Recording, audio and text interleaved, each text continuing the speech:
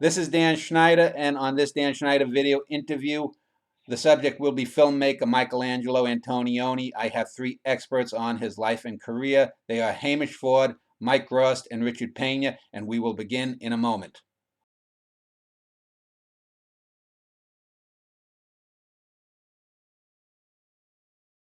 All right, in this segment, I would like to introduce the three men that you see on your screen, and then talk a little bit about who Michelangelo Antonioni was for anyone who may be watching this and never have heard of the man. Let me start from left to right. You'll see a photo of Hamish Ford. He's joining us from Australia, and if I could ask Hamish to talk a little bit about himself, his interest in film, cinema in general, and specifically what may have drawn him to write about Antonioni, and if he has any websites or anything, he can plug it here. Yeah, hi. I teach film studies at the University of Newcastle in Australia, and I'm a specialist in post-war European cinema, particularly the kind of filmmaking that now we often refer to as modernist or modern cinema. And I mean that in the sense of feature films, not avant-garde films and that tradition, but feature films that are involved in a radical kind of remaking of the whole notion of narrative cinema. So the work of Michelangelo Antonioni is obviously very central to that story. And in fact, my initial encounter with his work was as, I think, a teenager. I was leafing through a book, a wonderful book by Louis Giannetti called Understanding Movies. And they had stills from L'Avventura. And I was reading about the initial scandal of that film at Cannes in May 1960, and the way in which the film was canonized very, very quickly within a couple of years, so that in 1962 it was voted second best film ever made after Orson Welles' Citizen Kane. And it just, it set in my mind a real kind of fascination with this moment in audiovisual culture and history. It wasn't quite a few years though until I finally got to see his work in its proper form, because as all of us know, and I'm sure many of the listeners, Antonioni's work is an absolute debacle if you try and watch it on old pan and scan VHS, or even badly preserved 16mm prints, which were, certainly the common way to access a lot of art house cinema in the 1980s and early 90s. So when I finally encountered his work in its fullest flower, interestingly, it was a screening of L'Avventura that I organised for the University Film Society that I was running at the time. This is in the early 90s. And 10 people showed up, and half of us thought it was literally, one of the most staggeringly different and beautiful and mysterious films we'd ever seen. And the other half of the audience were disgusted and felt that that was 2.5 hours of their lives they'd never get back. And it's fascinating to me that, 30 odd years, 35 years almost since that initial Cannes outrage and kind of controversy, the film was still able to do that. So subsequently to that initial kind of encounter with Antonioni's work, I've gone on to write a fair bit about it, I guess. Fairly theoretical articles, like, for example, an article on L'Avventura in the journal Census of Cinema that looks at the film and its relationship to Gilles Deleuze's, the French post-structuralist philosopher's notion of the time image and modern cinema as being defined around this. And more recently, I've written a very lengthy article, again for the same publication actually, Census of Cinema, on the so-called Tetralogy, the 4 films that I think is still the most important, which is L'Avventura, La Notte, L'Eclisse, and Il Disotoroso, the early 60s features. And finally, just in 2012, I released a book called Post-War Modernist Cinema and Philosophy, Confronting Negativity in Time, which features an extensive analysis of L'Eclisse, which, like many people, I consider Antonioni's masterpiece. Thanks. Well, let me just ask before I move on to Mike Grost. I'm in America, and I grew up. I was born in '65, so I grew up in the early '70s, and I did actually a show on film criticism a few weeks ago, talking about the film culture of America back then, when movies would run here for a year and a half to 2.5 years sometimes. And I remember foreign films where I was growing up were either like Swedish pornos, or they were the Paul Naschy type Spanish films. What was foreign film like in Australia? Were you guys more educated than us slobbering Americans, or was there a more thriving intellectual film culture down under? Well, look, it's a good question. Certainly, things like the Sydney Film Festival, which started in the 1960s, were very important ways in which people in this country and the Melbourne Film Festival soon after as well could start to access global cutting edge cinema. But my own personal experience is very much actually involved with television, and that is a then completely globally unique phenomenon, which was the advent of a public station called SBS, which was called the Special Broadcasting Service. And its remit was to screen global culture in general, and in particular with a focus on movies. And through much of SBS's life, sadly this is no longer the case to a large degree, but for much of its life it screened on average about 70 non-English language films a week, which is quite staggering when you think about it. And my initial encounter with post-war European cinema, but also much else beyond Iranian cinema and the Japanese classics and so forth, was actually by watching this network, which, in addition to screening these films, introduced them sometimes, giving you historical context by a couple of or a handful of critics, and most importantly, in some ways, or very importantly, screening them in the correct aspect ratio, which of course, as many of us know, was the bane of the VHS era. And finally, I guess I should add that SBS specially subtitled a whole bunch of films which to this day have not actually had any other commercial English language friendly release. So I'd say that actually makes Australian film culture in some ways a slightly different story, I guess you could say. Yeah. Okay, thank you, Hamish. The next person in the middle is Mike Gross. We don't have any video, but we have him on audio.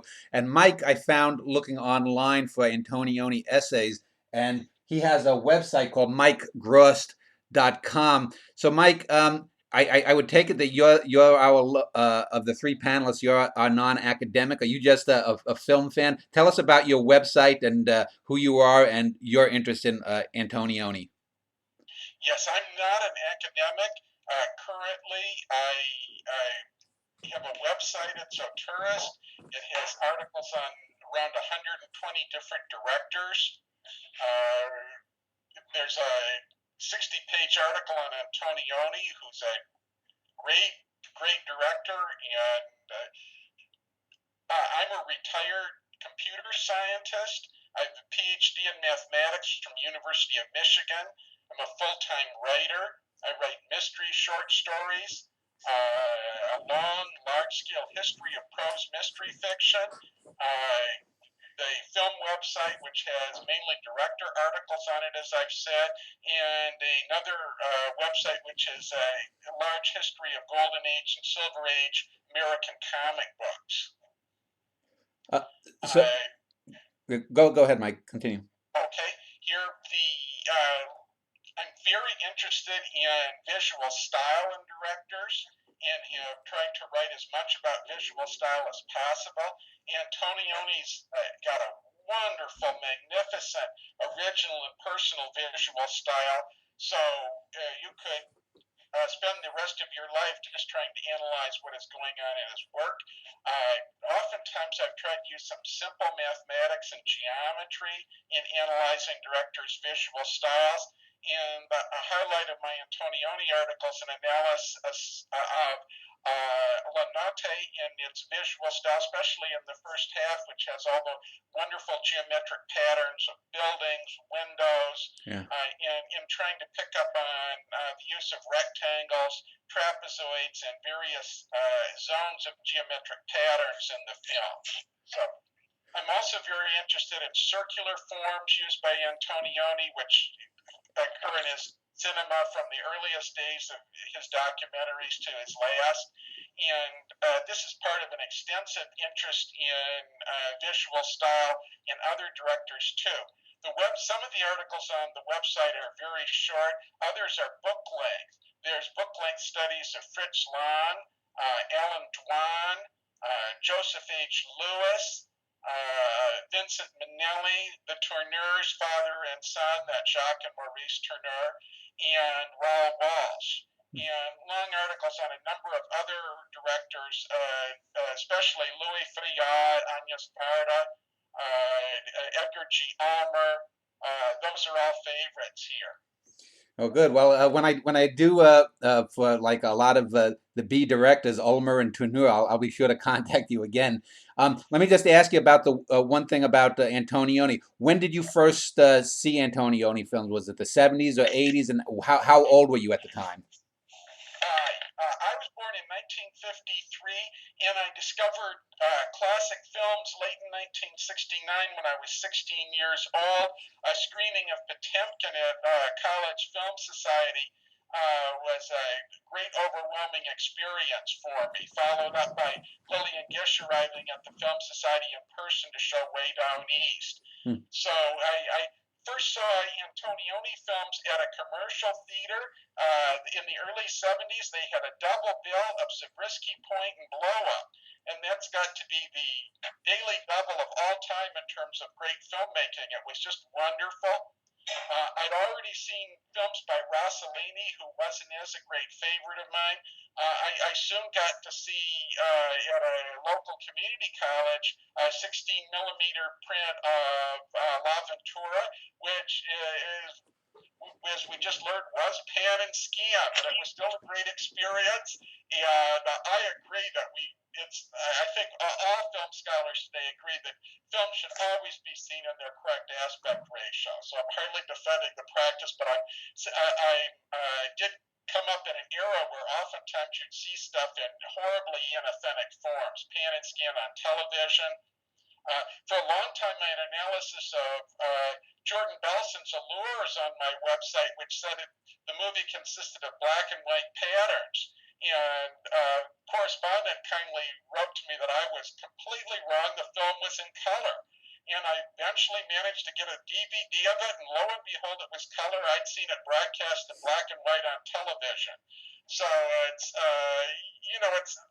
there were a lot of the 60s and 70s can be overrated as a time of cinephilia, because we did in fact see a lot of films under wrong aspect ratios, poor broadcasting in black and white instead of color, all sorts of technical glitches that hopefully no one would tolerate for a minute today. Okay, thank you, Mike. The third panelist over on the right there is Richard Pena, and he's a film professor at Columbia University. So, Richard, if you could tell us a little bit about yourself and what drew you to the works of Antonioni. Okay, but first I want to correct what I think is your really completely inaccurate version of U.S. film culture in the 1960s. In 1965, 10% of all movie tickets sold in America were sold for foreign language subtitled films. About 1% is sold nowadays. This was a time when the New York Film Festival was founded in 1963 at Lincoln Center, the mecca of the arts in the United States, showing a real perception for how important film was. We also had critics writing like Andrew Saris, Pauline Kael, Penelope Gilliard, Manny Farber, Archer Winston. So I don't really think the 60s have anything to do with this image of slobbering Swedish films and whatever. It's really very inaccurate. I first discovered Antonioni with Blow Up, 1967 or 78, I think it was. I saw it, I was just about a freshman in high school back then. And I was really impressed by the film. I had heard about Antonioni, but not seen any of his work, and thought it was really an amazing film. And I remember I went to it several times with friends. That summer back in New York, I went to high school in the Boston area, I got to see, I think it was La Ventura and Eclipse. I didn't see the notes until later.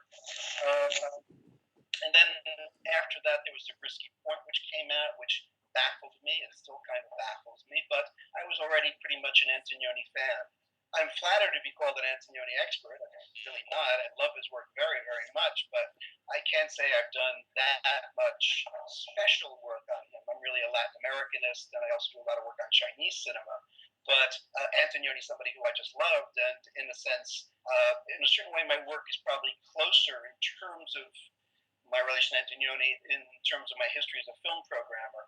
When we began the Walter Reed Theater at Lincoln Center, where I worked for 25 years, one of our first major retrospectives was a absolutely complete Antonioni retrospective. And we were able to bring him, which was 1992. and I got to spend about 4 days with him. And even though he couldn't speak very well, he could still make himself understood, and it was really such an honor and privilege to get to know him. And I got to see him a few times after that as well. And he himself would often say that that retrospective in New York really helped relaunch his career. He had sort of, in a certain way, faded, certainly in the United States, from a lot of people's consideration. After that, it was repeated in many places around the U.S., so I was very proud of that. I also did the commentary for the Criterion version of Eclipse, and I agree very much with Hamish that it is, I think, Antonioni's greatest masterpiece. He made several.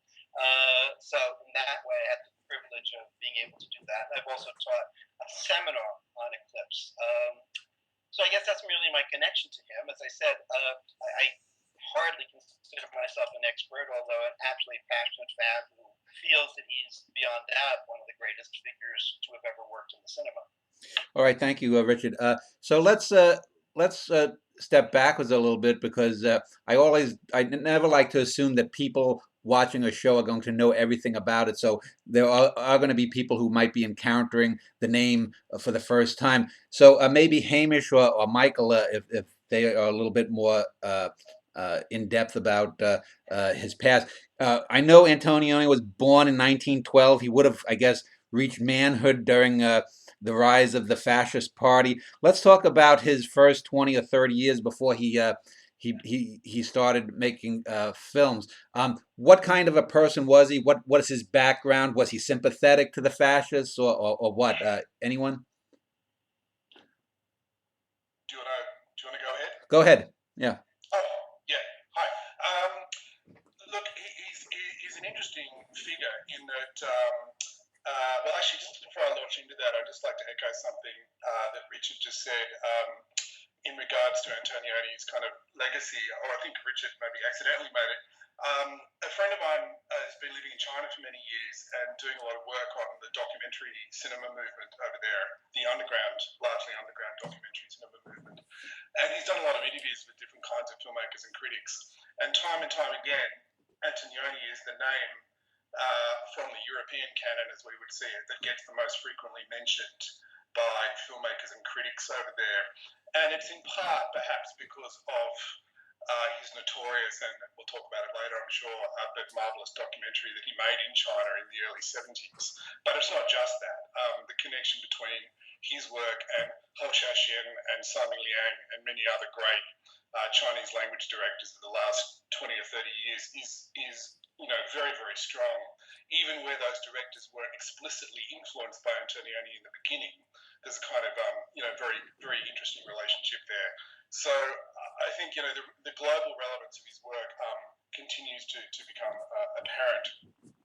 Going back to the beginning, though, he was born and raised in Ferrara, which is a beautiful, relatively small but quite powerful regional centre in the Po Valley area, or the Emilia-Romagna region of Italy in the north. He went to university in Bologna, which is a beautiful university town and hosts the marvellous yearly festival that specialises in restored films every year. He was virtually a tennis professional at one point, and went to university, as I say, in Bologna. He was basically a good middle-class northern Italian son. His relationship to politics that you asked about is constantly debated in Italy. Like most of his generation, who ended up working as a critic under Mussolini's son, in fact, who was the editor of the main cinema journal, and in some ways kind of funding body during the late fascist period, the pre-war period this is.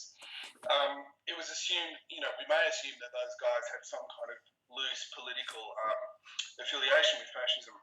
In fact, what Mussolini's son discovered very quickly is that most of them were left-wingers of one kind or another.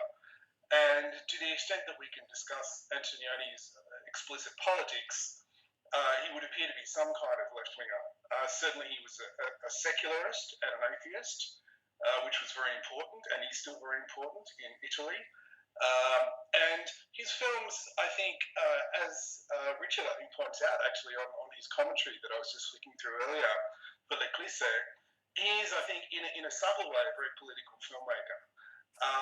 And the more, I think, work that is done on his films, including the early films, the more apparent that is, the more he's a very sensitive kind of filter of the political tensions in Italy during an extraordinary period of transformation from the fascist period through a lot of post-war poverty to the so-called miracle, the economic miracle of the late 50s, and into the kind of uber capitalism in the later decades. So he's an interesting figure when it comes to politics, certainly. In Italian film criticism, his work has been debated, particularly because a lot of the dominant film critics, when his most famous films are released, were loosely or explicitly Marxist in orientation. And they were certainly fascinated by, but also troubled by Antonioni's work for all of the, I guess, the predictable reasons, but most obviously because of his concentration in the most famous films on a very privileged class. I'll leave it there for now. Okay, Mike Gross, do you have any comment on the early life of Antonioni? No, and I know very little about Antonioni as a person. I've just watched his films. So sorry, I don't. Okay, Richard, do you have any comment? Yeah, just to sort of echo what Hamish was saying, in fact, it's one of the kind of anomalies of this sort of fascist period that one area that really was a kind of somewhat safe haven for people of a certain left wing or liberal persuasion was film.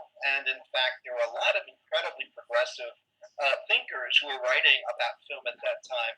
For example, the first translation into say, a Western European language of the writing of Dziga Vertov, the great Soviet director, were done in Italy. And at the Centro Sperimentale, they looked at Soviet films all the time. So there was a really curious sort of relationship between those two cultures. And I think it also affected Antonioni.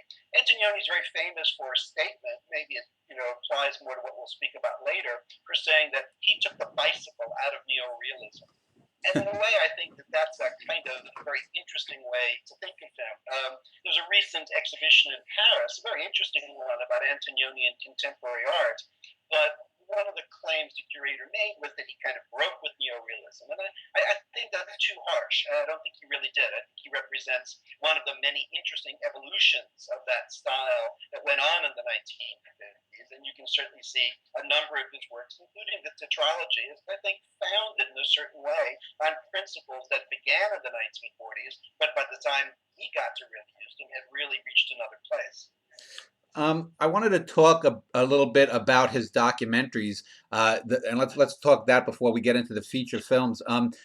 I know I've asked before some other film critics about the Axis powers and their film cultures and how Japan and Italy flourished after the war, while Germany basically floundered for a good quarter century before the Werner Herzogs and that generation came along. And I know people have told me that they think that because Germany was the last to well, it wasn't the last, Japan actually was, but I forget there was a reason someone had said that I guess Germany was maybe more unrepentant. Why do you think that Italian film culture flourished after the war the way Japanese cinema did, whereas German cinema didn't? And do you think that it had to do with maybe during the war that Italy and Japan did have flourishing film cultures, whereas Germany may not have? I don't know. I'm asking. Anyone want to? Well, first of all, I think it's a little unfair to say that about Germany. I mean, Germany was making over 100 films a year in the 1950s, and the films were seen widely in Germany and were exported to other German-speaking countries. What Germany really lacked, I think, during that period was what you might think of as a major auteur. Yeah. You have Wolfgang Staudte, you have a couple of other people, I think, of similar rank. Kurt Thielmans and whatever, but in a certain way they weren't of a kind of auteurist stature. But in fact, I think it's a period of cinema in which there was a lot of interesting film made, and the industry ran quite well. Where the industry began to flounder was in the early 60s, when a lot of the other stars and directors began to die, and they were sort of searching for a formula, up against which was this very new cinema coming out of France and Italy and other places. And it took the Germans a little while to respond to that. But actually, German film did reasonably well. In the case of both Japan and Italy, the really larger issue is export. Both of them became big export industries, and that's what really distinguished them. And Italy became an export industry through neorealism, and in fact, it happened in New York. Open City by Rossellini had been released in Italy to mixed to fair reviews. It had opened in Paris to very good reviews, but not much business, and it came to New York and was a huge hit. And once that happened, it really began a whole kind of wave of foreign film going and export of Italian film to the U.S. and to other places. That's what really helped to create the industry, in a sense, that they had that export capacity. Jump 5 years, and you have a similar phenomenon happening in Japan with Rashomon. Rashomon becomes this worldwide sensation, and suddenly a cinema that didn't export anywhere is being exported all over the planet. So in both cases, you could say they were lucky to have export opportunities. That never happened with Germany for various reasons. One could say maybe they didn't make a good enough film or whatever, but indeed, it was really the export opportunities of both their industries that laid the groundwork for them to really expand beyond what had been their pre-war capacity. Yeah, and I think the person who had told me said that Germany basically expelled most of its artists, whereas Italy and Japan, like Fritz Lang, left for the U.S. and they went to Hollywood, whereas Japan and Italy basically kept on their people. So, Hamish, let's start with you and talk about the early Antonioni. Did he start? I'm looking. It says his first Gente de Po, I guess is how you'd pronounce it, and I think I saw that on one of his videos or one of his DVDs. That was, I guess, his first documentary, and it was made, I guess, it looks like probably right after. Was it made before Italy switched sides, or not? Yeah, look, just before I get to that, because obviously it's very important in terms of not only his career, but Italian neorealism, as we call it. Just to get back to something Richard was saying, though, the Germans were actually starting to do a very equivalent kind of filmmaking after the war. But we have to remember that the German film industry, was obviously destroyed during the war, but the former studios, the massive studios, UFA most famously, were either destroyed or ended up, of course, in what we later called East Germany. So one of the important things about German cinema after the war is that, in fact, East German cinema got going, as in general happened with the economy and so forth, much more quickly than West Germany. And I don't know if you guys got it in the US, but there was a fabulous sort of mini retrospective of East German cinema about 10 years ago now. It was only a handful of films, but it was a real eye-opener for a lot of people. How quickly the industry got back on its feet, but also how complex and interesting many of those films were in reflecting on. What's interesting is how often the filmmakers worked in both East and West Germany. Someone like Wolfgang Schneider, for example, went back and forth. Indeed, yeah. So once the wall happened, then they couldn't do that. But up until then, there's a lot of sharing of talent and screenwriters and all kinds of things. That's right, and the important link too between Germany and Italy is that many of the great filmmakers were either communists or some kind of leftists. And in the case of Germany, of course, anyone who had survived the war and who was living in the East, or as you say, was moving across both, who was of that kind of political bent, could actually make films exploring a kind of leftist history and a leftist account of the war. And of course, as we know, irrespective of our politics, the communists often were making, I guess you could say, slightly more defendable films about the war, only in the sense that they had a moral leg to stand on vis-a-vis the long fight against fascism. So if we move to Italy, this is very much the case, clearly. So a generation of partisan fighters loosely associated with various left-wing groups, and in some cases, like in the case of Visconti, for example, overtly communist. These guys finally got to make features toward the end of the war, and went on to make, of course, some of the great masterpieces of Italian cinema. So I think that's another, in addition to what Richard was saying about the huge export success of the neo-realist films, is also the fact that after the war in Italy, the Communist Party and more broadly the left-wing kind of groups had enormous moral authority, and they came very close to winning the 1948 elections.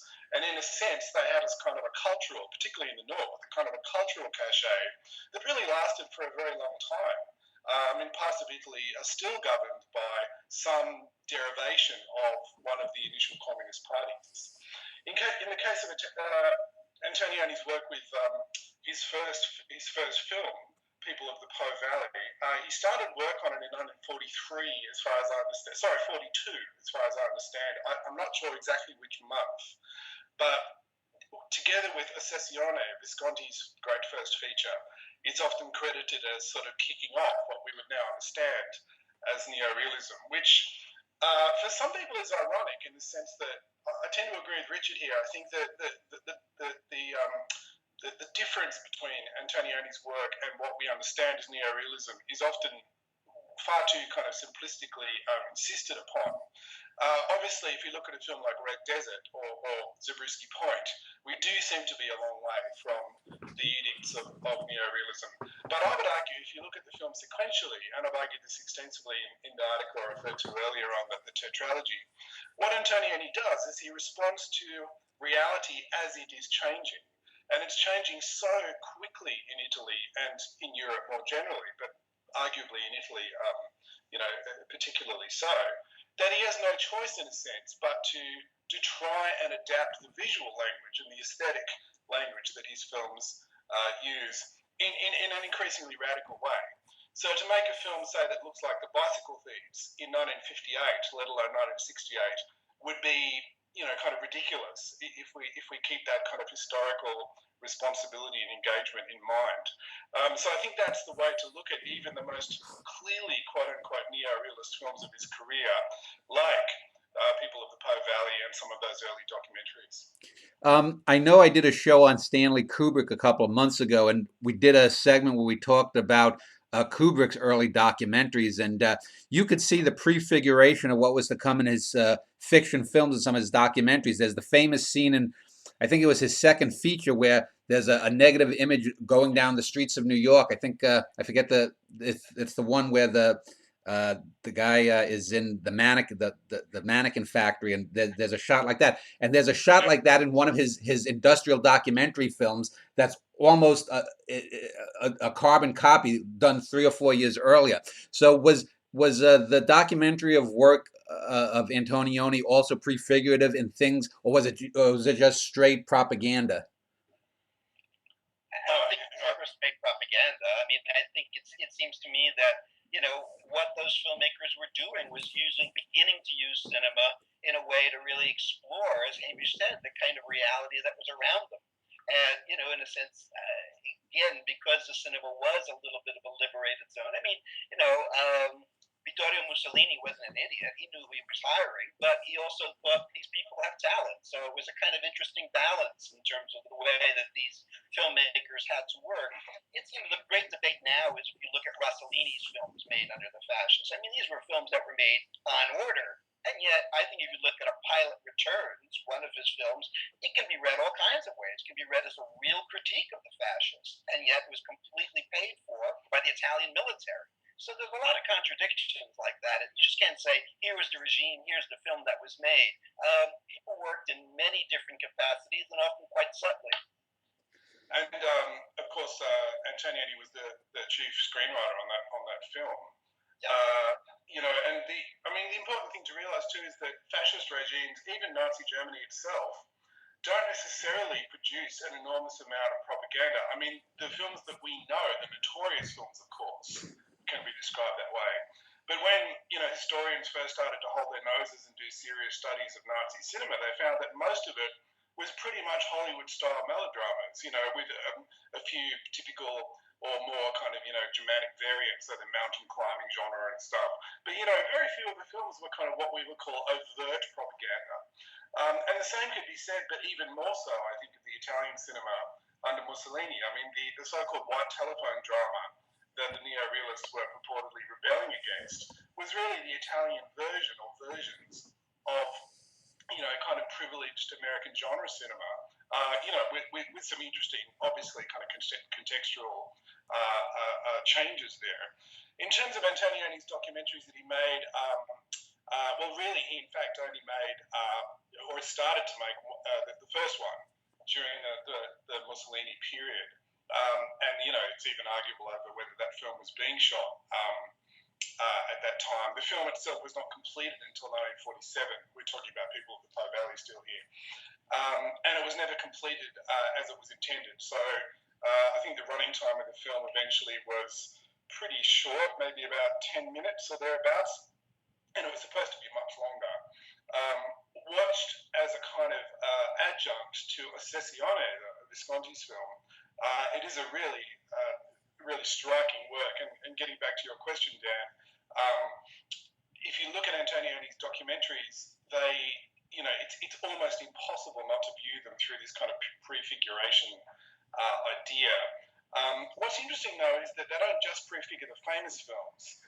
So, for example, the Po Valley clearly prefigures Il Grido in its use of that location, but the atmospherics and everything. But some of the other shorter films, like Superstition and I can't remember the title of the film, but the one about magazines and matinee idols and so forth. These films prefigure a real interest in pop culture that Antonioni would explore, particularly in his 1950s films, and would return, obviously, with Blow Up, but to some extent is in abeyance in some of his most famous films, particularly those early 60s ones. So, yes, the documentaries are a map in some ways of what would happen, but in kind of complicated ways too. You also have sequences in films like Eclipse, like we say, where, for example, the stock market sequence, which is all staged, but it really stands as an incredible record of what the Italian stock market was like in the early 1960s. So there's always, I think, that what you might call documentary impulse that's behind Antonioni. I think in many ways he really does want to capture Italy as it is. Yeah, I mean, the Australian critic and scholar who just died recently, Sam Rody, who wrote a wonderful book on Antonioni that came out in 1990, I think. His argument, or one of his arguments about all of Antonioni's films, is that they're all documentaries. And he says even the films that seem to have a fiction or a narrative, he argues, are really documentaries or fictions. They're documenting not only certain spaces and certain kind of, cultural and historical change, but they're also documenting all of the artifice and all of the kind of mechanisms of narrative cinema, and even something like Red Desert that appears to be so artificial and abstract, he sees through this lens. So, you can actually really kind of push this idea quite far. People have made that same argument about Godard, saying that the Godard 60s films are far and away the best documentary films made of France at that time. Sure, yeah. Well, let's talk about the fictional films. I see that he made 5 of them. Excuse me, please. Oh, go ahead. This is Mike Grost. Yeah. I've been waiting. Okay. Go ahead, Mike. Cue to talk about the documentary. Oh, okay. Go ahead. Well, okay. There's a lot to say about them. They're some of Antonioni's best films. They do prefigure lots of important ideas and techniques that show up in his later movies. You can see Antonioni's, one of his great interests throughout much of his career is people who are experts on technology or industry. In many ways, he was a very early representative of what we would today call geek culture, where people who are interested in the world of technology, invention, industry around them. And this is very strong interest in the early films. You see, especially the one, his industrial documentary called Seven Reeds, One Dress, Sette Cane, Un Vestito, is a brilliantly made film about a factory showing the manufacture of early version of rayon viscose in Datia. It's very interesting. It's full of enormously complicated visual patterns, rotating machinery. It's an early example of Antonioni's interest in circular forms, circular buildings, and circular machinery, which is a major visual pattern that runs through almost all of his work. It's also a direct ancestor to Red Desert, in that both of them give very detailed look at the reality of Italian industry, what it looked like, what it felt like, what effects it has on human beings. So it's a direct ancestor there. I think that's really important. Pardon? Keep going. Okay, another important ancestry you can see in the films is his interest, as Hamish was saying, in popular culture, that the film about called The Loving Lie, or L'Amorosa Menzogna, in my Italian's very poor, I apologize, is the film about the fumetti industry. They're like comic books or graphic novels in Italy, only they're based in photographs made of live models, which are then modified into pictures and have dialogue balloons added. They're very much like a comic book, but they're sort of a cross between a comic book and a movie made out of still photographs. So they're somewhat unique to Italy. As far as I know, they've never had a big impact in English-speaking countries, but they're all over Latin America and many other places too. It's a very common form in many parts of Europe. Okay, so it's a wonderful movie. Antonioni clearly loved fumetti, and he shows the Italian people being absolutely passionate in their enthusiasm for fumetti, and the interest in addition to people who are experts on technology and industry, the other great type of character in Antonioni are people in the arts. Writers, painters, photographers, and so on. And this is an early example of where this interest in Antonioni emerges, where he shows people of just enormous passionate interest in the arts. There's a sequence in The Loving Lie which shows various ordinary working Italians passionately engaged in reading fumetti, and it anticipates the scenes in L'Avventura where the people are in the art gallery and shown with just enormous rapt interest in the serious paintings in the art gallery. So Antonioni's got this view. It extends both to high art, serious art of paintings in a gallery, and also to the popular culture of fumetti here. They're both treated in the same non-ironical total love of art fashion here. Another thing that Antonioni told interviewers that he discovered camera movement in his first feature film, Story of a Love Affair, which I'm sure we're going to be discussing in a minute. And I'm not, there's certainly tons of remarkable camera movement in that and his other 50s fiction films, but you can already see lots and lots of camera movement in The Loving Lie.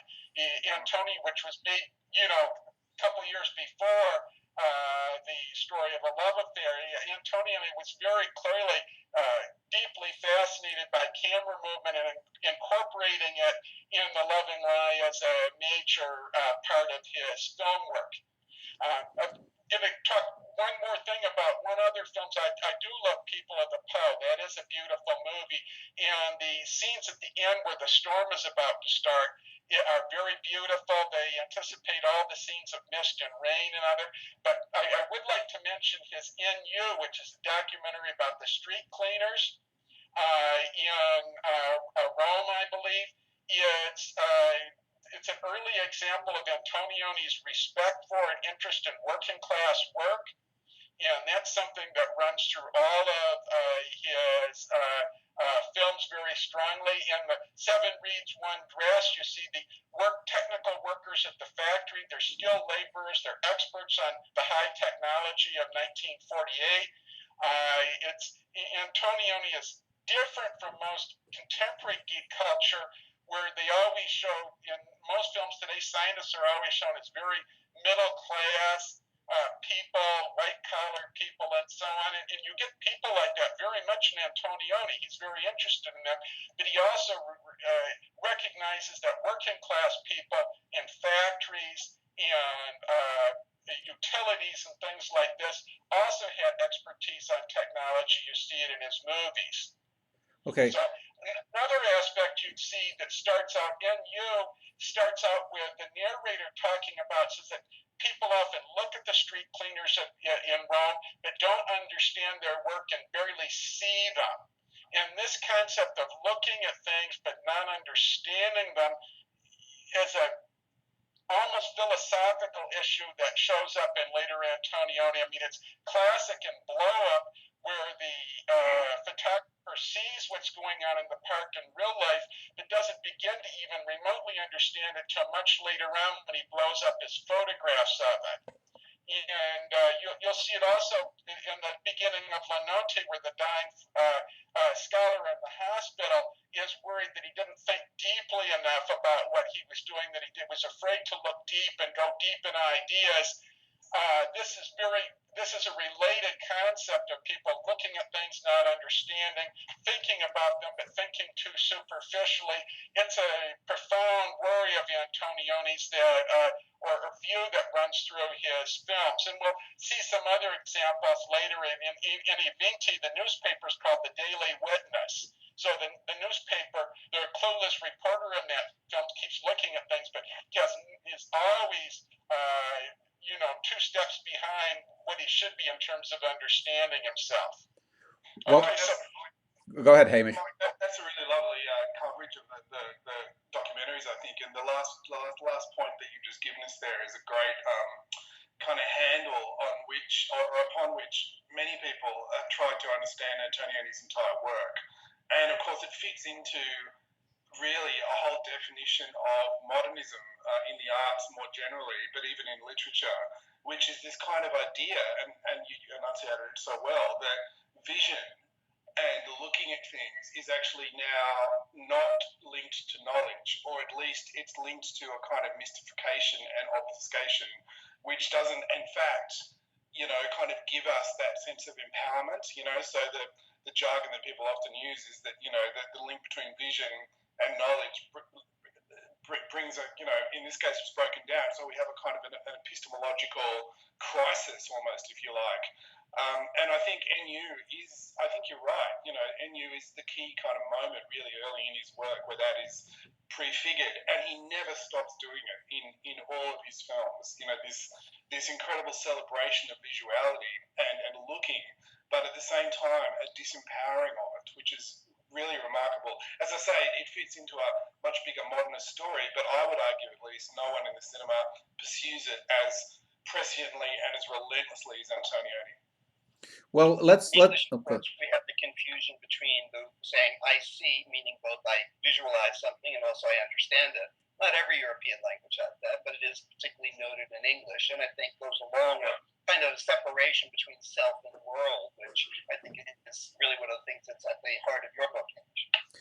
Well, Mike, since you mentioned Story of a Love Affair, let's talk about the 550s films up to L'Avventura and to end this segment. You had made a comment about Story of a Love Affair, so why don't you tell us, why don't you kick off this portion and just tell us a little bit about those 5 films, any thematic or visual things that first flowered in that period. Go ahead, Mike. Yes. The first of his films, A Story of a Love Affair, and it has elements both of detective fiction and realism. The first half of the film is a mystery story where where the detective is trying to research the heroine's hidden past and find out more and more about it. The second half is a realistic account of her romantic affairs.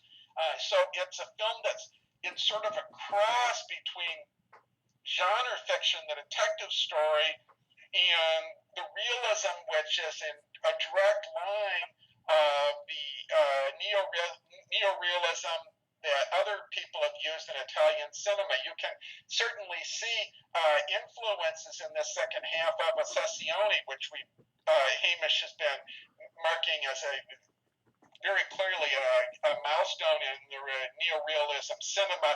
That's an important influence. You can see a direct influence of that on Story of a Love Affair, and later on in El Grido, The Cry, which is the last of his 50s films. They're both films which have lots of direct echoes of Ossessione. So there's this fusion in Antonioni between neorealism and detective fiction, which plays a big role throughout his work.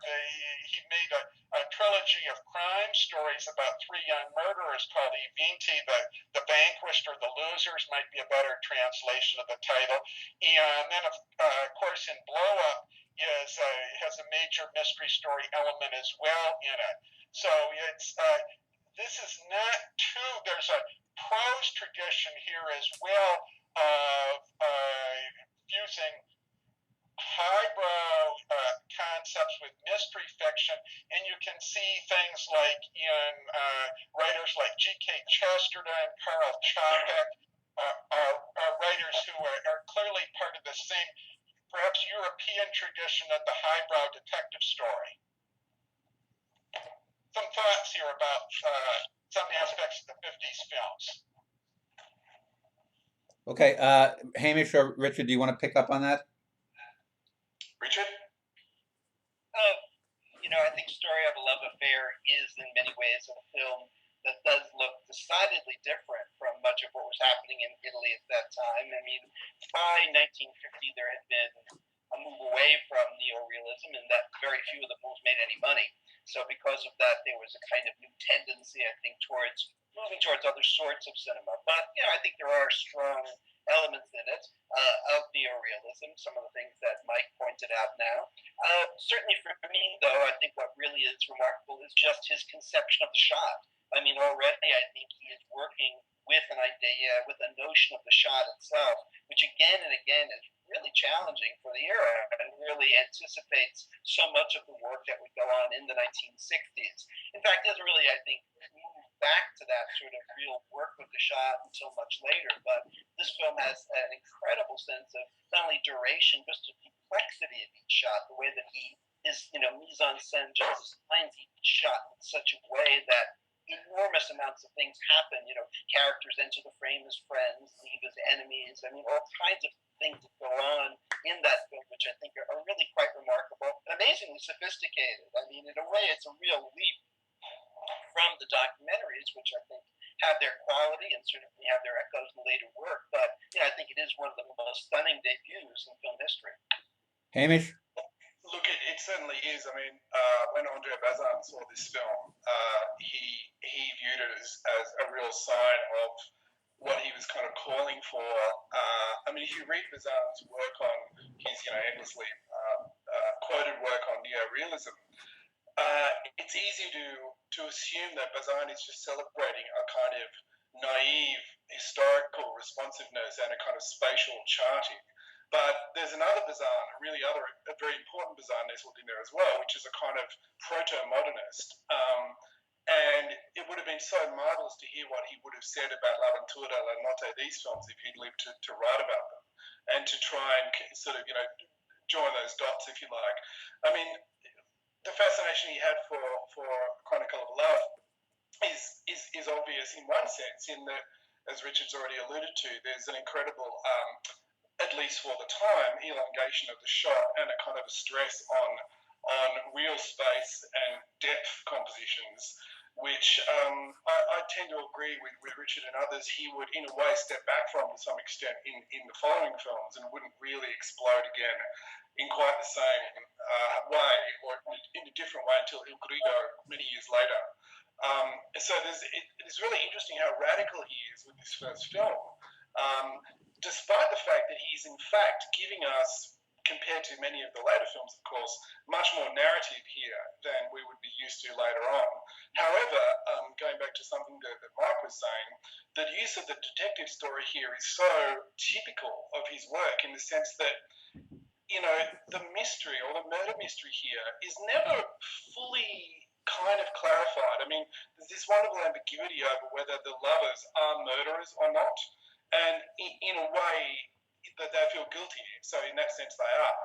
But in both, both the murder or the possible murder that predates the film, and which is kind of, inadvertently sort of discovered by the detective, is, of course, again, there's kind of a not murder that happens later in the film, which, again, they feel guilty for. So even in this first film, Antonioni is using what is traditionally a genre which is all about knowledge, all about achieving knowledge, and he undermines it even on the basic level of plot, which is pretty striking. Hamish, does that possibly prefigure, you think, L'Avventura, where a third or 40% of the way into the story, one of the main characters disappears, and slowly but surely, the two main characters seemingly go on a hunt for her, but then they sort of forget that she even exists. Yeah, for sure, definitely. I mean, the genre elements will gradually disappear throughout his 1950s work, and on the one hand, disappear completely with L'Avventura. Other people, of course, have argued what Antonioni is doing in his mature work is what's sometimes called the modernist melodrama, or the kind of melodrama with all of the traditional excess taken out of it, but with the sentiment still there. Let's remember Antonioni described the trilogy, at least, as a trilogy of sentiments. And when he moves on to Il Desotto Rosso and then the English language films, in a way he leaves that world behind completely. So it's, the evolution's complex, of course, yeah. Well, let me just ask finally about Il Grido, because that's the only one of the 50s films that I've seen. And I know the star of that was Steve Cochran, an American quote unquote B actor. And I know later, in Zabriskie Point, he used non actors. In the 50s films, did he sometimes, like a lot of the neorealists, use non actors in those films, or were they mostly professionals? By and large, they're professionals. I don't think using non actors was one of Antonioni's, I don't want to say strong points, but one of his tendencies. And Steve Cochran was like a lot of other Americans at that time. There was a lot of work in Italy. It was a big industry, and the Italians dubbed. So it didn't matter what language you spoke. You could go and be in a film and whatever. So you find a lot of American actors. I mean, Richard Basehart, actually a British actor, popping up in La Strada. So there are a lot of people who kind of make these films because, of course, they didn't have to speak Italian. Okay. Richard Harris, of course, in Red Desert, yeah. Exactly. Yeah. Anthony Quinn in La Strada. Yeah. Yeah. Mike, do you have any final comments before we move on to Steve Cochran was probably there so Antonioni could get funding in some ways. There are a lot of, like, Fellini made a couple of films with American actors, and I've always had the impression that there was funding things where they would feel this would help them break into the world market and make the film more popular around the world to have a name. Steve Cochran's very good. He's typically, in most of his American films, he plays working class men, and very convincingly. And he was a number of people like George Raft, who were associated with, or Chuck Connors, who were associated with a working class background. And that certainly, it's very important in El Grido because he's playing a character who is such a working class man. He also played men who were very emotionally vulnerable and were easily obsessed with various women. You'll see that in a lot of his films like Right Heat and Private Health, 36 Made in America. And that's also very important because he's playing a character in El Grido who has a truly massive nervous breakdown when he's deserted by his long-term girlfriend of 7 years, quite understandably. So it's he gives a good performance, and Antonioni is able to work with him and develop a very believable character for him. You bring up a good point. I know Fellini was associated with Cinecittà and Svensk film back Bergman. Did Antonioni work within a studio system, or was he financed independently? Anyone? Cinecittà is just the name of a studio. I mean, it's not the name of a company. Okay. So, I mean, basically, it was a place you went, you rented space, and you made films. Okay. Antonioni worked for a variety of Italian production companies. I'm not sure off the top of my head who produced Il Grido, but that was very standard at the time. Some people either set up their own companies, or if they were successful, worked progressively or continuously, I should say, with the same company. Others kind of moved from company to company. So it was different ways of doing that. Well, let's end this segment, and we'll go in our next segment. We'll talk from L'Avventura onward. So we'll do that in a moment.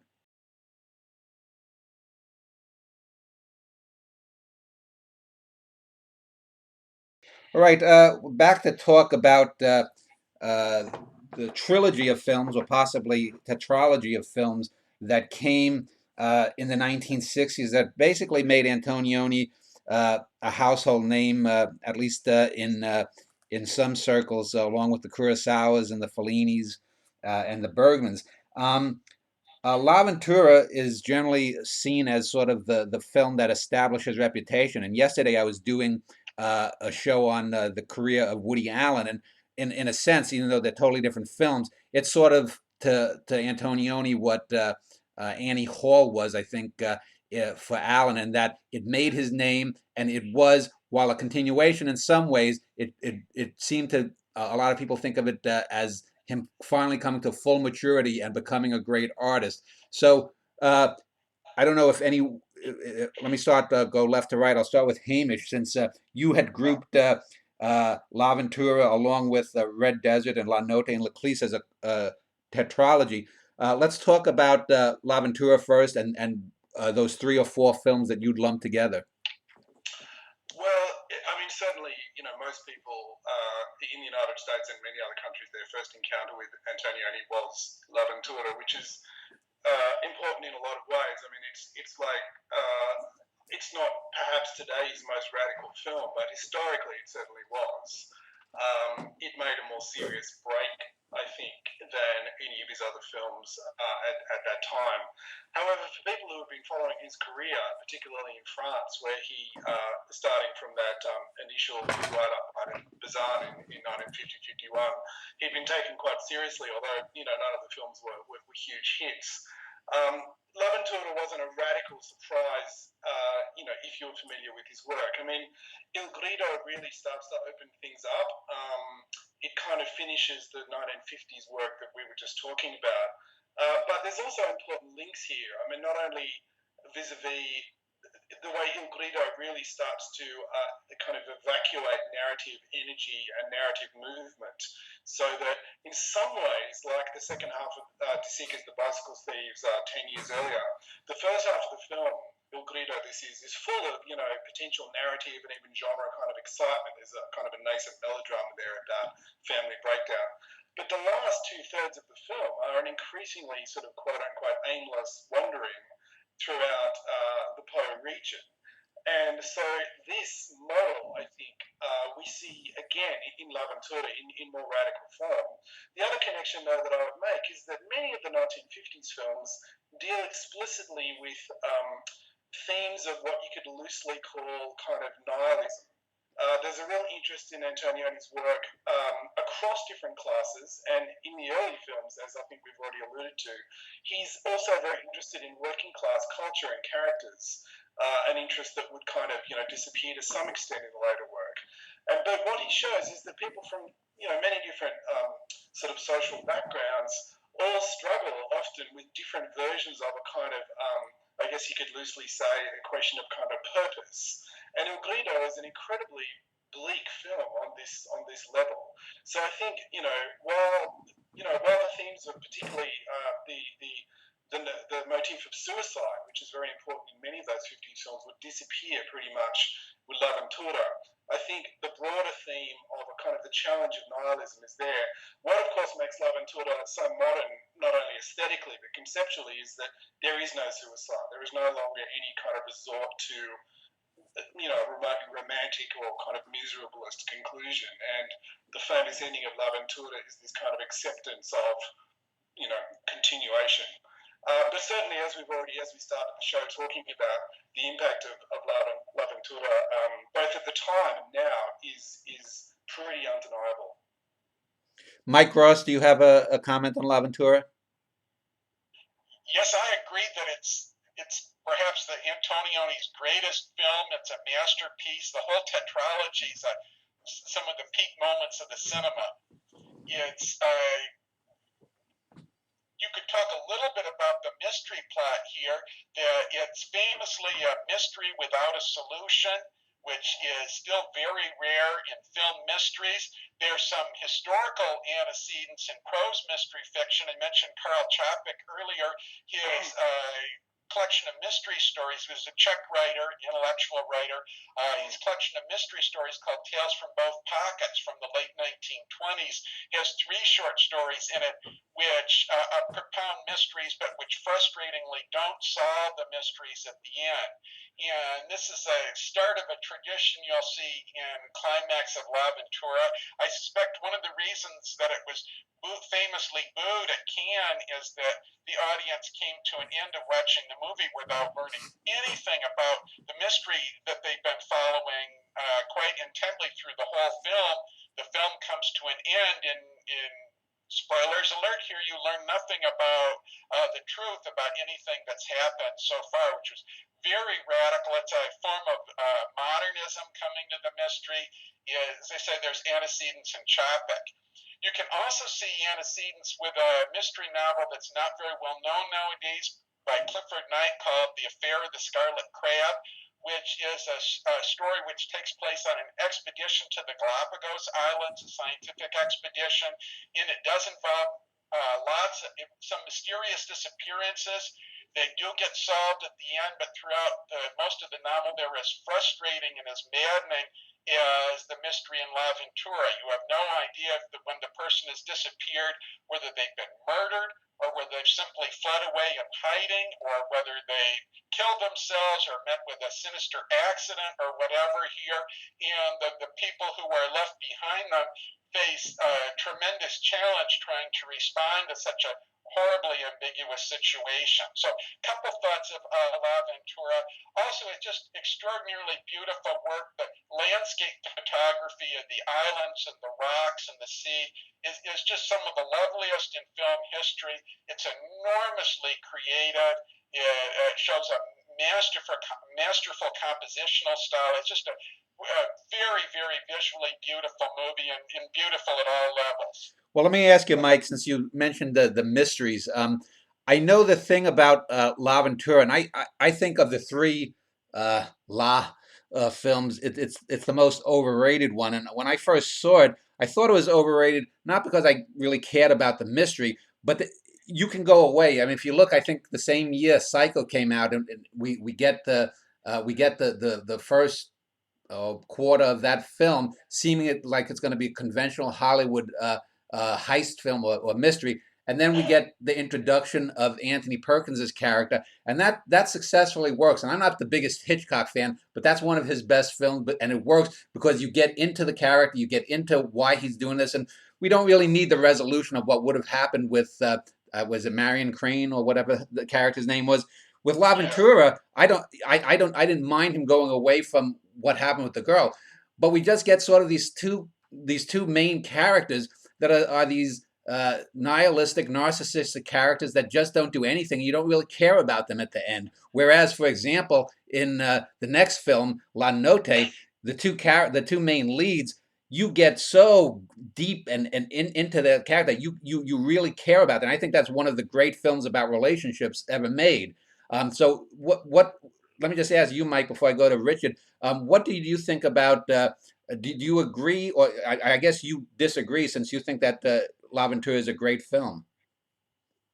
Well, no, I have to agree with you that the characters, especially the man, is that archetypal 1950s character in L'Avventura, the playboy, weak-willed, spineless, easily corrupted. It's a type. You see it in other films like John Ford's The Last Hurrah. You see it in comic books. You know, Bruce Wayne's Secret Identity of Playboy. Bruce Wayne's The Playboy, Secret Identity of Batman. It's a type that Americans and people all over the world just despise. And you do see very weak-willed, superficial people in it, which is not true in La Notte. You see, they're great human beings, the couple there.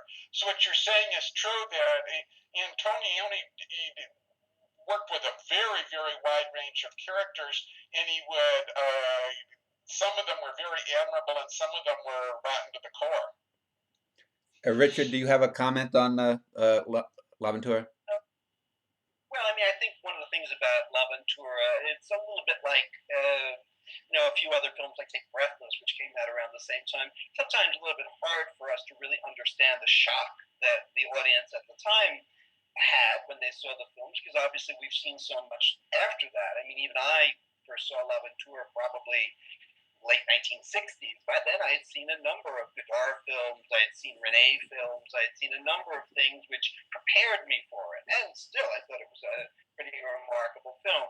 What it was like to that audience that saw it in Cannes in 1960, I can only imagine, in the same way that what shock Breathless must have had, or a few other films like that in the course of film history. So it's a little bit hard for us to, I think, put us in that particular place.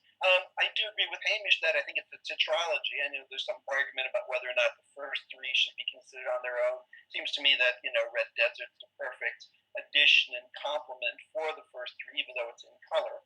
It seems to be, I think probably the overriding difference in a way.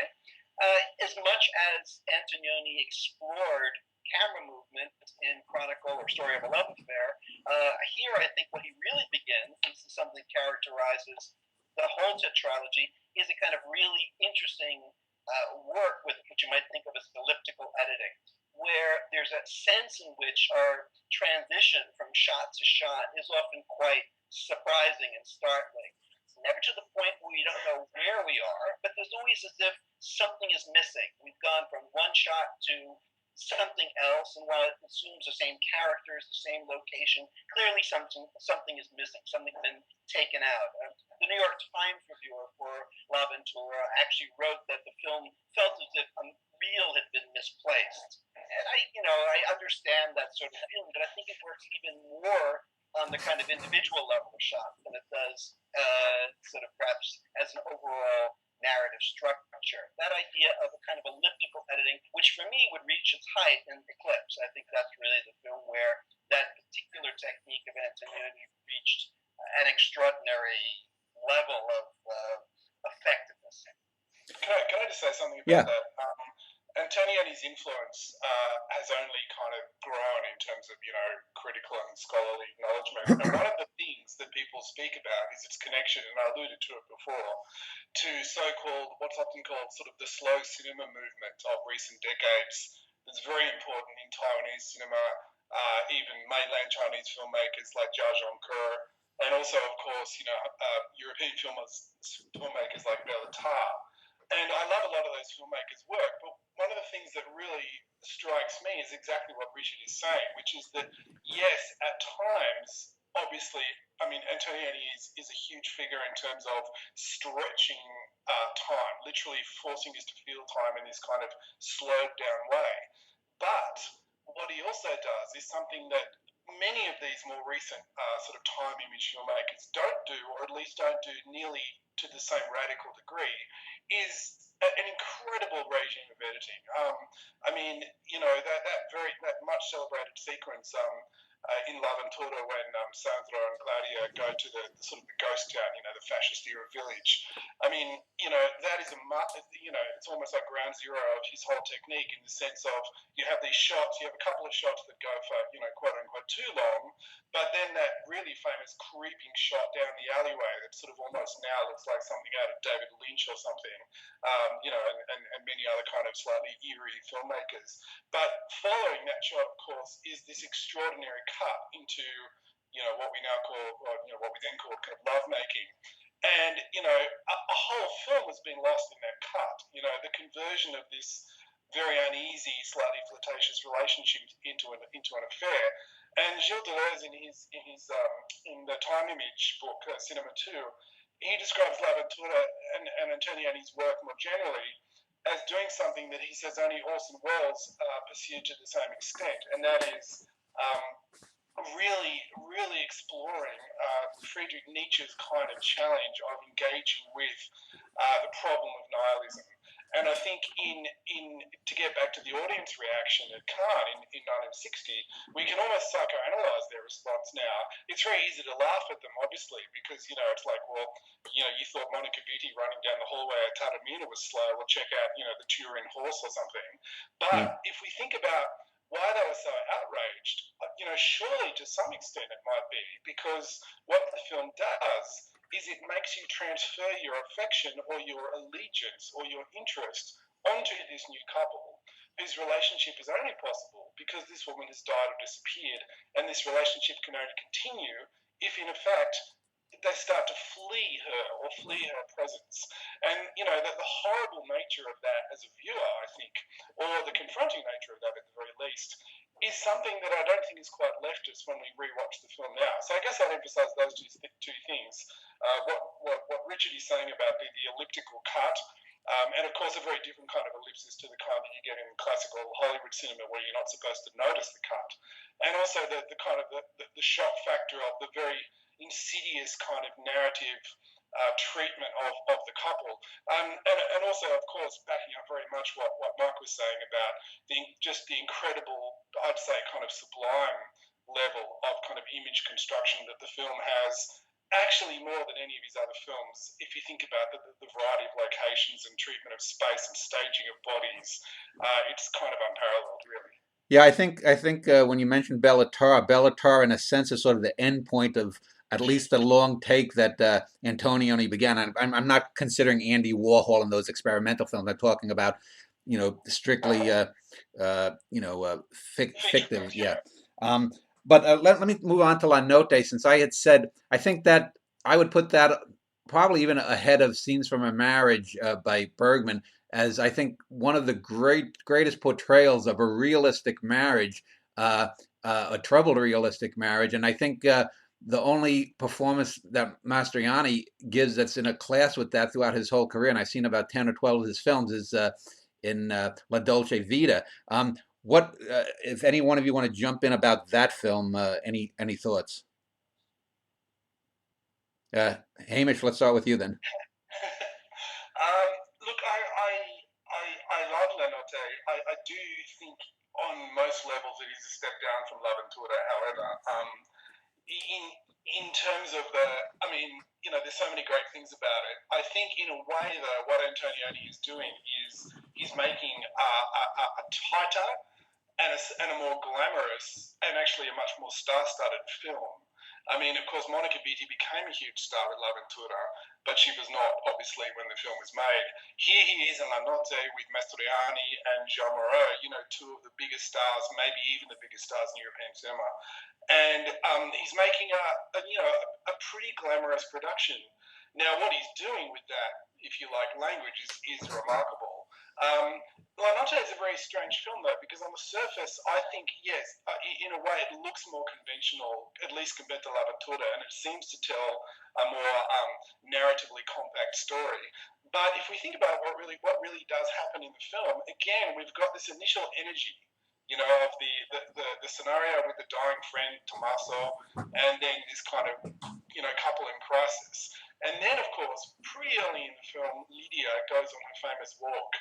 And then all of a sudden we're in this complete kind of pure world of non-narrative Antonioni cinema, where it's all about the walk in this case and the gaze. And again, this kind of passive version of the gaze, where Lydia is looking at Milano, the central district, and then further out, and she's looking, at all these different kind of environments, but in no way is she possessing them or kind of discovering anything tangible about them. Mike, go ahead, Richard. Go with Michael if you want. Oh, Mike, go ahead. You comment on La Notte? Yes, I agree. The walk with Lydia is just a beautiful, beautiful example of pure filmmaking, and it shows so. Antonioni had a great gift for photographing architecture in a creative way. He's a very much like Fritz Lang. He's an architectural director, and he's got all of Milan to work with in here. So he has a field day photographing it. This also has the rocket section, which shows Antonioni's interest in technology. These are young men who are doing rockets. This was right in the middle. This is the same year, 1960. This is just after we have Yuri Gagarin, the first man in space, and before people are going to orbit the Earth here from the U.S. space program. So he's very much reflecting this sort of science fictional or advancing technology interest in this section. It's very beautiful. It's got one of his gas stations, which is subject he loves to film. That's a very technological locale, and once again, he was probably influenced by Visconti's filming of a gas station in Sessione. There's beautiful marks on the ground that are on roads that are designed for traffic, making geometrical patterns out of them. You'd also see those early in La Ventura and other places in Antonioni's cinema. There's park-like regions. He's got a long interest in parks. Seems to me that park does show up and blow up and maybe plays a bit of a role there. That's his most famous park, but they're everywhere in Antonioni's films. It shows his visual abilities here in a very great fashion. I should also mention, of course, that the party sequence at the end is the last half of the film. An extraordinary, elongated set piece that really is like a distillation in a very different way, of course, of a certain kind of culture, which even more famously, Federico Fellini had essayed only a year or so before in La Dolce Vita. And I happened to watch La Dolce Vita only a week or two ago. And great film as it is, it seems to be so much more of a distended and for me at least a kind of relatively unfocused film in certain respects. La Notte is almost a vicious film by comparison, particularly in that last half. Richard? Yeah, I would say that La Notte is for me probably the least satisfying film of the tetralogy, even though I think it's a great film in lots of ways. Perhaps I think, one of the things you have to remember with someone like Antonioni is, the French have a term, cinéma de recherche, research cinema. It sounds very scientific, but in a way what it means is really filmmakers who each film explore something different, try something new in a way. And I think that was Antonioni. Again, something that you can begin to trace his work, begin to see it in La Ventura, but I think really reaches its sort of fruition in this film. It's the kind of what you might think of as constant pull and tug in Antonioni between, on the one hand, the overarching aspect of narrative and the interest in moment by moment. And in a sense, that's what I think Lydia's Walk is. I mean, where something comes up, suddenly dominates the film. It has almost nothing to do with what the film in one kind of narrative sense is about. And Antonioni, again, is playing with that idea. How can I, on one hand, tell an overarching kind of narrative, and on the other hand, really focus people moment to moment in such a way that those moments really don't add up to the kind of narrative that people are expecting. And so La Notte seems to me very interesting in that aspect. Some of the things about the relationship, for me, I guess leave me a little cold or seem a little less thought out than perhaps they seem in Eclipse. I mean, I think Eclipse is a much more successful film. Again, La Notte is a great film, and would that all films were as unsuccessful in that way as La Notte. But, that's not the case. But if we are making comparisons here, it does seem to me that perhaps it is because it is between these two real signposts, La Ventura and Eclipse, is the film where maybe he's trying things out a little bit that haven't quite reached their full, what would you say, expressionistic power. Well, we should also say here that I think that La Notte, actually more overtly than either of its, La Ventura or L'Eclisse, is explicitly about a very particular kind of milieu. This film is about Milan and about the kind of contrasting, sort of interests, if you like, broadly speaking, the business class. We're talking about the most economically successful city in Italy, and then a kind of an intellectual class or a cultured class that is, to some extent on the wane. And, one of the many ways to think about the tetralogy is the kind of the gradual diminution of the kind of intellectual or cultured and in some ways also politically left-wing elements in Italy at that time, again, starting from that very powerful position straight after the war with the enormous moral authority of the communists and other elements. So, for example, the fact in L'Eclisse that Riccardo, the boyfriend that Monica Vitti is leaving, is some kind of left-wing intellectual with kind of Marxist journals and stuff on his desk, and she ends up with Piero, who's a stockbroker and presumably more of a kind of pro-capitalist kind of guy. This is part of the charting that Antonioni is doing. So La Notte is very important in this way.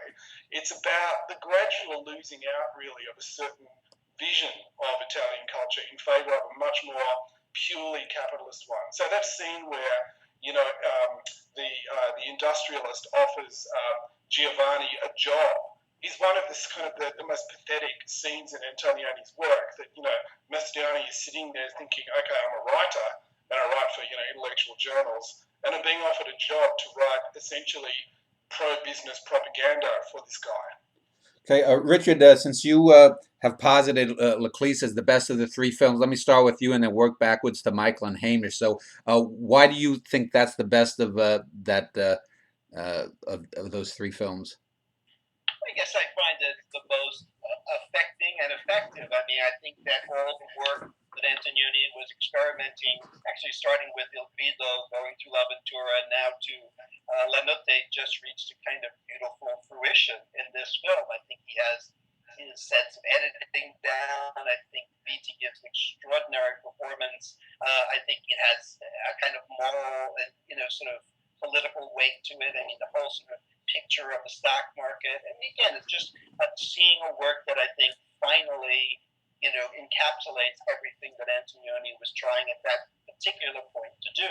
And again, it's, just in my experience, while I think sometimes I've screened the film for students, L'Avventura, for example, and some people like it or whatever, people are always bowled over by Eclipse. I mean, here's a film that's 50 years old or more, and I think it's just as powerful and just as radical today as it was when it came out. So I think that is also something that I've always been impressed with the film, the way in which, even though this film is, again, 50 years old, it continues to have the same sort of power I've discovered with students that say Shannon the Lou House or something like that. There are very few films that keep their edge that long. Mike, since you were talking earlier about form and movement, Leclerc would probably be right up your alley. Yes, it's a great film, and I was interested in hearing about how it's still working with students. That's terrific news. It's a fascinating movie. It's very, very rich. It's the opposite of anything minimalist because it encompasses so many different kinds of people. It's rare to see a film which both has a convincing portrait of a left-wing writer and of a stockbroker. I mean, this shows some of Antonioni's range.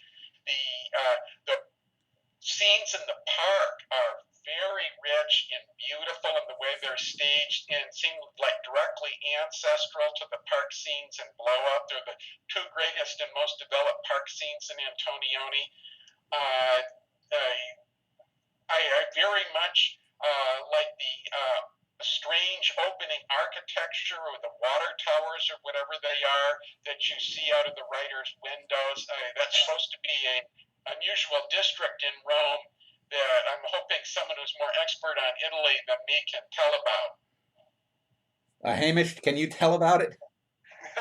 Yeah, so this is the so-called EUR district that Mussolini initially commissioned, and it was supposed to be completed for the 1942 World's Fair that was going to be hosted in Italy to celebrate the 20th anniversary of fascism, not only in Italy, of course, but in Europe.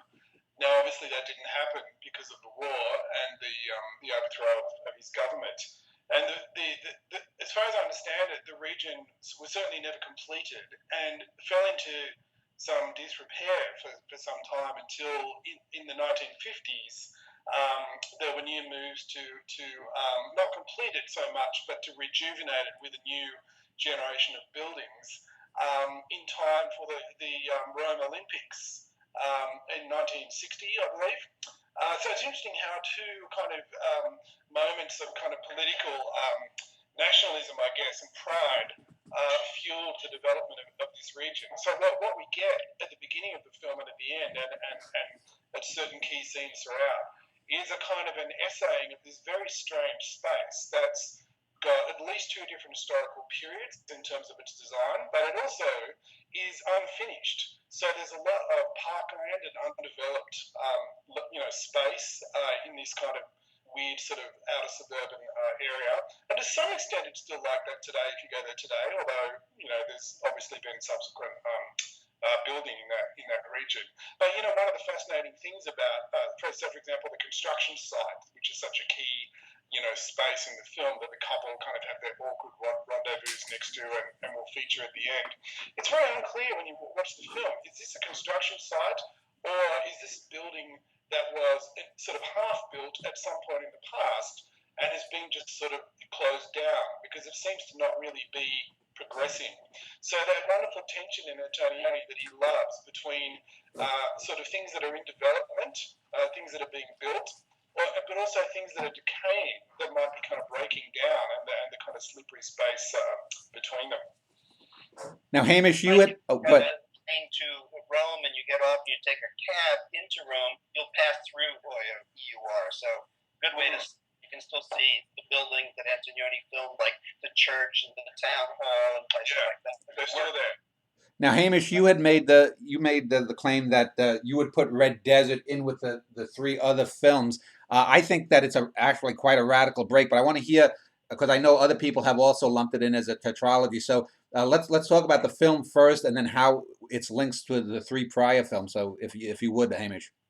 Well, I mean, I think obviously Red Desert's in colour, and that makes it different. But I think the film, in many ways, Le Cliché and Red Desert go together in some ways more than any of the other films. I mean, I would argue, for example, that those two films share a much more important relationship than Red Desert and Blow Up. Now, it's not just because Monica Vitti stars in them, although that's very important. And like Richard has alluded to so far, I think she's actually she's a very underrated actor in many respects. Her performances in these films are absolutely remarkable and very unusual in terms of, if we look at screen performance and the traditional screen performance, she's a very unique figure. But what connects these two films in particular, I think, is really what Richard was referring to, which is that the Cliché and Il Desotto Rosso are the only two Antonioni films I've found that when you show them to students, they will be absolutely astonished. The other films will be of interest, and some people will like them. These two films, though, push his style so far that not only did he never go anywhere near that again, but nobody else did either. So the interest in abstraction in both of these films is obviously enormous. The interest in the surface of the image itself. So the first few minutes of Le Cliché are as radical as anything in Red Desert, the way he introduces these bodies in this ground floor apartment in the EUR district. And of course, the end of Le Cliché, with it's completely dehumanized. Well, I should correct that. There are humans there, of course, but our protagonists are gone. The notion of the camera showing up and the characters not showing up, and yet the film continuing for 7 minutes, and really, in fact, showing us a space that we're used to from previously in the film as a background, but now becomes, the entire, it floods the image quite literally. This is where both of these films, I think, are almost science fiction films. So later on in his career, in the 1980s, he wanted to mount a science fiction film, and of course, no one would ever fund it. But some smart aleck critic responded, all of your films are science fiction films. And I think certainly Le Cliché and Il Desotto Rosso in many ways express that radical surface in terms of, use of the image, but also the fact that he doesn't actually show us anything that is itself inherently strange. What he does is he shows us that the everyday surface of objects and spaces and of course architecture in Rome and Ravenna, respectively, in those two films, is, when filmed a certain way, unbelievably not only futuristic, but even with the older architecture, unbelievably kind of confronting and mysterious. Mike Ross, would you agree that those four films go together, or do you see a break between Le Cliché and Red Desert? Obviously, it's a little bit different, but I think they go together. I think people are making a good case that they're a unified body of four movies. The finale of Le Cliché is very strange. perhaps I'm projecting because I lived through the era, but there are headlines dealing with the danger of nuclear war in the newspaper that get shown near the ending of the film. And I've often had the feeling that the sense of depopulation had something to do with terrible anxieties over nuclear war and the nuclear bomb.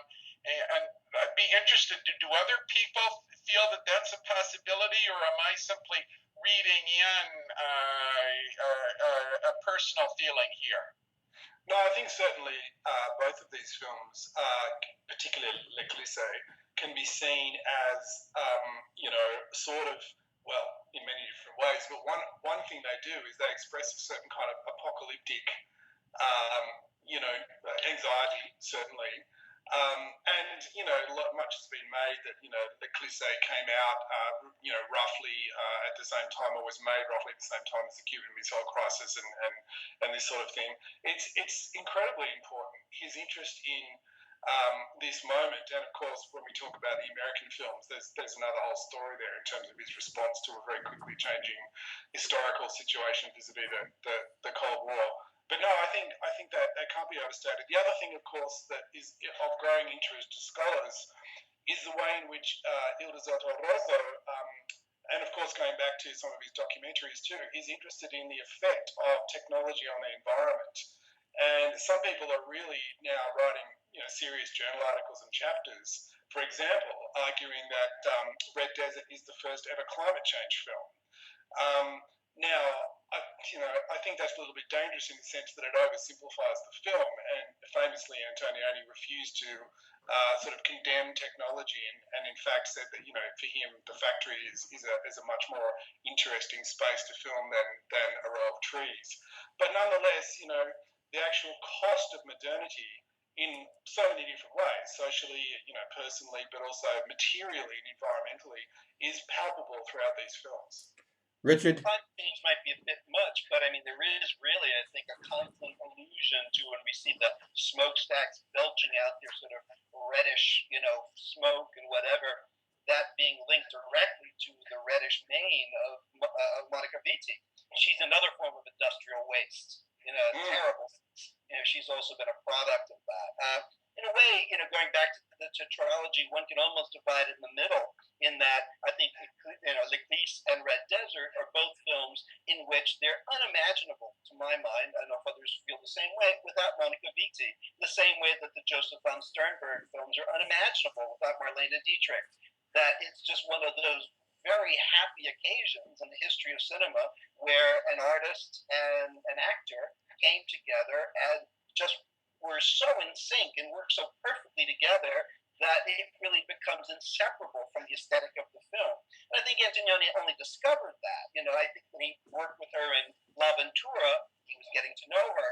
Again, she has a secondary role in La Notte, but by the time he comes to make Eclipse and Red Desert, she's not only romantically involved with him, but I mean, in a sense, there's a kind of amazing symbiosis between the two. And again, it makes it, I don't want to say unique. We can think of a couple of other, there's Godard and Karina, there's, a number of other directors we can think of who have these kind of really extraordinarily close relationships with their sort of lead actresses generally, and the films become unthinkable without them. Let me say just one more thing about the way that Antonioni works in response to what Mike was saying about the newspapers. I think Antonioni believes a lot in what you might call resonances. Take, for example, the stock market scene in Eclipse. It takes place in the stock market. Obviously, it's full of a lot of energy and kind of emotion and all that. It also takes place in a spot in Rome. The Rome stock market has moved since then. That was built by the Romans for sacrifices. This is where they would bring animals and other kinds of creatures to sacrifice if they wanted some favor from the gods. And I think Antonioni truly believes that the resonance of that kind of comes out in the film or comes out of the stock market. So his choice of places is amazingly precise. One of the reasons I think scholars love him so much, because there's so much to learn and to study, that it's just not that place, but it's that place and its history that he's filming. And by filming the stock market on this very privileged historical site, of course, he's also treating this relatively newfound obsession with the stock market and with a certain version of capitalism that we see in the film. He's treating it in this slightly ironic way. You know, he's really presenting it as a kind of new religion, and particularly through the characterization of Vittoria's mother, which is really quite a sharp, you know, critique of a pre-war generation who, of course, you know, after in a sense forget what happened during the war and during the fascist period, and they're hanging their hat now completely on this much more kind of American version of a market economy, and it's at the expense, obviously, of so much, as the film makes clear. Just finally, too, on Monica Vitti, I think Richard's exactly right. When he stops using her in Blow Up, it's not a coincidence that his style radically is transformed, because particularly in L'Eclisse and Red Desert, the entire film, I would argue, at least many sequences, is structured around her, so that the ambiguity of the camera's position or interest vis-a-vis whether it cares about the human drama, whether it's interested in the psychology of the characters, or whether it's actually much colder and more interested in, you know, kind of graphic and spatial and architectural interests. That tension, which is really important in the four films, really disappears very much, I think, with the English language films. And I don't think it's a coincidence at all that's you know, that Monica Vitti sort of leaves at that juncture. Well, let me end this segment here. But before I do, I want to give my interpretation of Red Desert and why I think it's a radical break. I think the three Le films are very. They have their characters are all inward. They're all looking inward. We don't really get into them. We don't get into the characters in L'Avventura. We don't get into the marriage, really. There's something hidden away from the viewer. We don't know what is at the root cause of that problem. And certainly, L'Eclisse is the most hermetic of those films. When we get to Red Desert, I mean, yeah, there's the obvious color change. But to me, we get such not only is it like the color being vomited out, but the emotional tenor of that film is so different because we get so deeply emotionally into the Monica Vitti character. For example, there's the great and wonderful beach story that she tells her son when he's faking a illness. And not only do we get that, which is a radical color change from the rest of the film, but she's telling it and we are seeing inside her mind. There's the scene on the river when there's 6 or 7 people that are cooped up in a shack.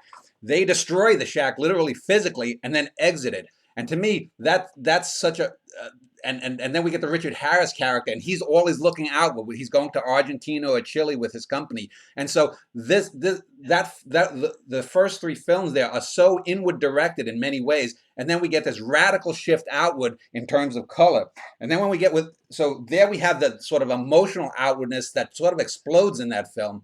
We get to Blow Up, and we have that intellectual. We go from the emotion to the intellect. There's that great, what a lot of people have called the pure cinema scene, where the main character, I forget the actor's name, what? Yeah, where he's looking at he's trying to piece together the mystery, and you know, boom, boom, boom, boom, boom, boom, and we're there with him, and we're looking out almost from behind his eyes. So where again we're intellectually we're probing outward, and then when we get to Zabriskie Point, that's the most that's the physicality outward. We've gone from the sort of industrial stuff to here we're in the American Southwest, and we have all of these sweeping color landscapes, and we have these 2 characters that are basically ciphers, and we're just looking outward. So to me, those 3 films, I would consider. I don't really consider them a trilogy, but I think there's a better argument to be made that we've gone from the inward trilogy to the outward trilogy, emotionally, intellectually, and then physically. So that if anyone, if that does any of that make any sense to you guys? Or I guess the one thing I would say about the connection between Red Desert and the English language films is that in Red Desert, very radically, Antonioni starts to use the zoom lens. Previously, he used it very sparingly. I mean, if at all. So, you know, when the camera appeared to move, it was literally moving. So, tracking shots, panning shots were much more the norm. And so, there's a kind of what now looks like a very classic post-war modernist deep focus kind of aesthetic, which is brought to a real peak with the work that Gianni Di Vincenzo in particular does with La Notte and L'Eclisse, and in L'Avventura as well. although that's not Di Benenzo. With Red Desert, and then certainly with the English language films, he starts to use the zoom lens, and the zoom lens, in a very explicit way, the zoom lens will become arguably the most important tool for what we now call the new Hollywood. And I don't mean the sort of the Jaws version, I mean the early 70s version, most famously, of course, enunciated in the work of Robert Altman. And so, this important dovetailing, I think, between Antonioni and Blow Up, as we'll talk about in a minute, I'm sure, is an absolutely crucial film that inspired that generation of American filmmakers that rose to fame in the 1970s.